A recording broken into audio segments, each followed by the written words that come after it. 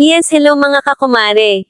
For today's video ay hindi related sa paggawa ng kakanin, pero tara samahan niyo pa din ako. Living with your 79-year-old na nanay, ay super saya pero kailangan ng pangmalakasang pasensya. Super saya kasi meron ka ng sapat na oras para may paramdam sa kanya kung gaano mo siya kamahal, hindi lang sa salita, kundi syempre pati sa pag-aalaga. Pero dahil nga may edad na siya, may mga oras talaga na nagiging makulit siya at minsan nagiging makalimutin. Kaya kailangan talaga ng mahabang pasensya, kasi may mga oras na paulit-ulit na lang yung tanong niya sa'yo kaya paulit-ulit din yung sagot mo. At hindi mo pwedeng sabihin sa kanya na naitanong niya na yan, kasi nga bigla siyang magtatampo sa'yo. Anyway, sa araw nga na ito ay isi-share ko sa inyo, kung anong ulam yung niluto ko para sa kanya. Nakita ko lang ito sa isang vlog, pero ang ginawa ko dinagdagan ko lang ng konti yung mga nakita ko doon. Sa pagluluto naman ay pwede tayong mag-add and minus ika nga, basta ang importante pasok sa panlasa mo at sa taong pinaglulutuan mo nito. Since dalawa lang naman kami nakakain, bale kalahating kilo lang ng manok ang binili ko. Sa panahon ngayon, marami ng paraan para maipakita natin yung ating concern at pagmamahal sa mga taong importante sa atin. Hala, bakit ba kung ano-ano na ang pinagsasabi ko dito?